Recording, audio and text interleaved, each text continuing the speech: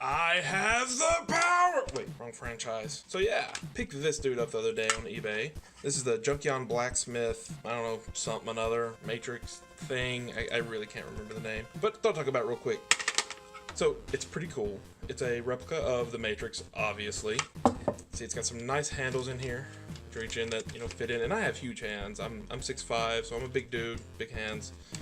Fits in there pretty comfortably, and as you can see, when you pull it apart, it lights up nice and blue. You get into the batteries pretty easily enough, just a single screw in there, unscrew it, and replace them. It has 3 LR44 batteries. The thing to note is when I got mine, they were all corroded over, and I had to just throw them away and put in some new ones, but got a big stack of them. If you buy third-party Transformer toys, you probably got a big stack of these anyways. The thing to note about this is there's another one out there by Diamond Select Toys, but that's hundreds of dollars, like $200 to $300 probably at least, and I've seen them go even higher. I think there's a first run and a second run, and I think the first run goes for more, even though as far as I know they're the same toy. But either way, that's a little much even for me. This dude's 50 bucks.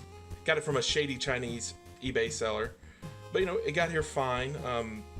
That said, there's definitely some wear and tear on this guy that we'll get into. Let's look at the base here.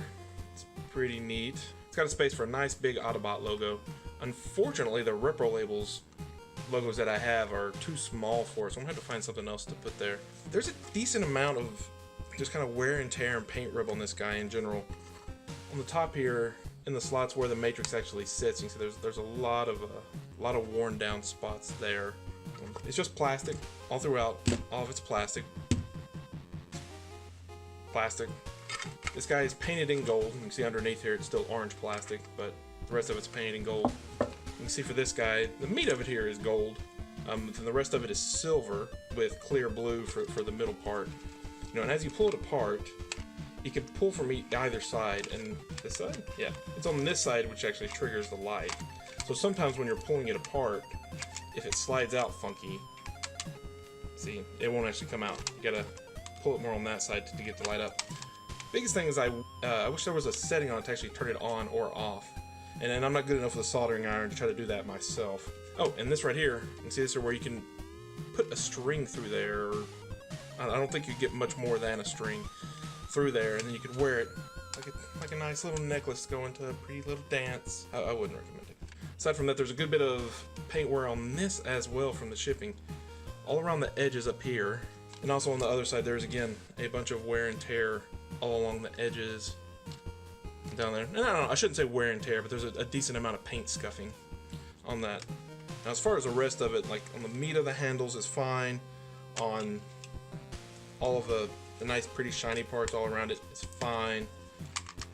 And it's still cool. It'll be a nice display piece. I've been thinking about buying the Diamond Select one ever since the day it came out, but again, it was so expensive I put it off, but I've always wanted it to have as part of my display. So I went to the collection tour not too long ago, and I've already bought the IKEA shelves, and I'm about to start dismantling some shelves and making room for my new IKEA shelves. It's gonna trickle down and affect my entire display because less is gonna fit over here than what fits over here now.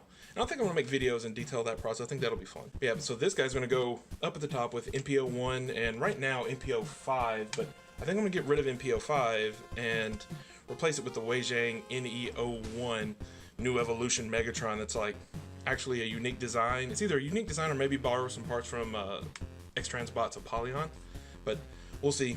And that'll be cool to go along with this guy. So anyways, back to this. 50 bucks. It's really cheap, even though I had to replace the batteries, even though there's some scuff marks. I think it's cool. It's going to display really nicely, and I would recommend it. I'd recommend it. It's by far, for the price, can't be beat as a nice display piece. If you got the money, go for the Diamond Select one. I'm sure it's nicer made. I believe it has die cast in it. It's going to be a heftier piece. You do you, bro. Recommend it. It's cool.